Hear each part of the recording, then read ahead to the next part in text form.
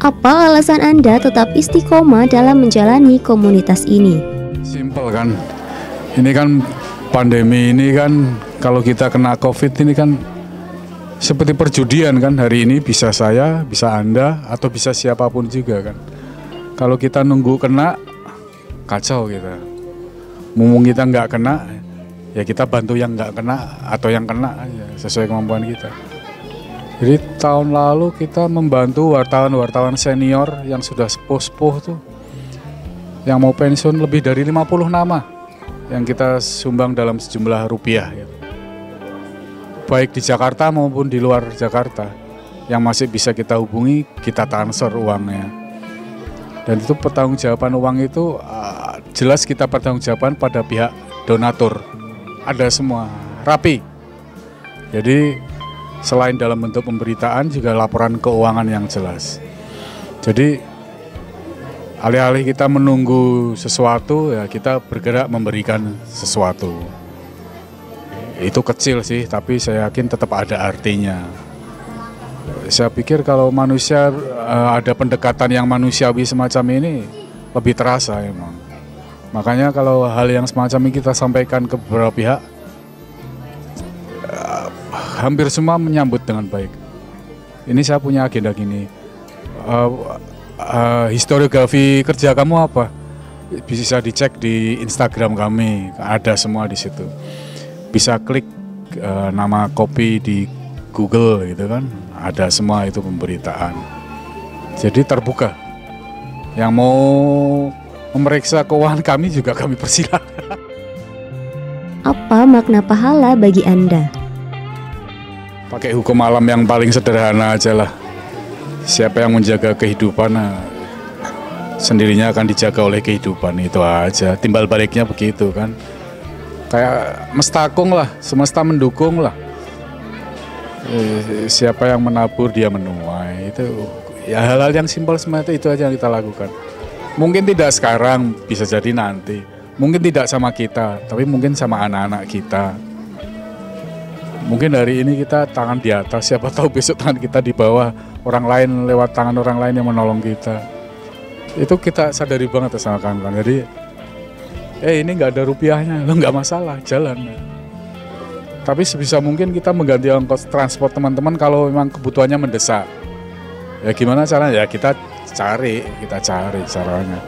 Rezekinya dari mana? Ya nggak tahu, ada aja. Hal-hal yang aneh dalam hidup kan banyak yang terjadi semacam itu kan. Jadi itu.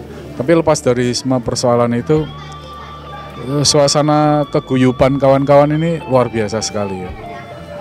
Jadi ini pergiliran aja. Mungkin hari ini saya ketuanya, nanti semester depan gantian siapapun.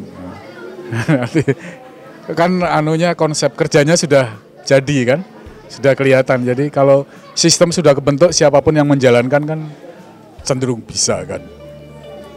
Awal-awal aja kita babat alas, setelah itu nanti kan sistem jadi, siapapun yang jalan, pasti jalan aja. Sejak kapan program berbagi dilakukan komunitas ini? Ini yang tahun ini pertama kali. Kemarin kita sebenarnya mau ngebut sebelum Ramadan, tapi tiba-tiba kan aturan banyak sekali dari negara kan, pengetatan ini, pengetatan itu. Kemudian kita mau bergerak kan, kita tanggung jawab di rumah masing-masing kan juga tidak ringan kan. Terutama dari istri kita masing-masing kan, ketakutan semua, jangan dikeluar dulu lah. Nah ini pertama, nanti ada lagi dalam bentuk yang berbeda lagi. Yang pasti ya masih melibatkan yang tidak seberuntung kita ya, misalnya. Ini kecil tapi kalau kita memanusiakan ini kan, mereka akan melakukan hal yang sama ketika mereka nanti sudah dewasa kepada paling enggak yang tidak seberuntung mereka kan. Impact-nya mungkin tidak kelihatan sekarang ya. Tapi kayak melibatkan orang anak-anak kecil ini, di memori mereka kan ketanam kan. Besok saya jadi orang besar, saya akan menolong seperti om-om itu. Bagaimana perasaan Anda melihat antusias anak-anak saat menjalani program berbagi? Seneng aja.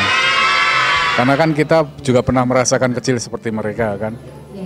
Tapi dalam taraf tertentu kadang kita merasa lebih beruntung kan. Kita sering berpikir kalau kita posisi mereka, apakah bisa setegar mereka, sekuat mereka.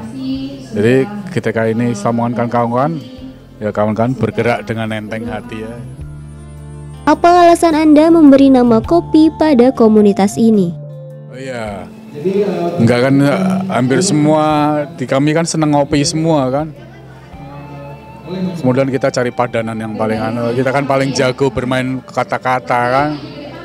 Pakai kata kopi, pakai H. Sebenarnya kita cari ternyata sudah ada komunitas lain namanya sama tapi kepanjangannya lain. Tapi kan kita ya nggak apa-apa, itu hal yang sama seperti TIFF, Toronto International Film Festival, itu sama dengan Tokyo International Film Festival, sama-sama TIFF-nya, tapi penulisannya lain dan kepanjangannya lain kan. Ya nggak apa-apa, ya sudahlah kita bikin kopi. Debatnya lah, ya ada yang ngomong lah apa artis buah nama, tapi ada yang lain ya enggak lah, paling enggak kita memberi makna-makna lain. Ya sudahlah. Bagaimana respon dari lingkungan sekitar mengenai komunitas ini?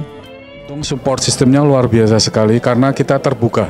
Terbukanya begini, misalnya kopi pernah belum lama ini kerjasama dengan Jogja Music Week. Jogja Music Week itu pesta musik yang melibatkan band yang berdomisili di Yogyakarta dan sekitarnya, dengan melibatkan UMKM di Yogyakarta sekitarnya, bekerja sama dengan UGM, Universitas Gadjah Mada. Pemberitaannya mereka menggandeng kopi, karena kan kita berada di Jakarta kan, jadi kita siarkan di Jakarta. Nah dari situ kita mendapatkan sedikit rupiah, ya. Rupiah itu dari awal sampai akhir pertanggungjawabannya jelas di kopi. Ya kita kembalikan ke hal-hal yang semacam ini, gitu.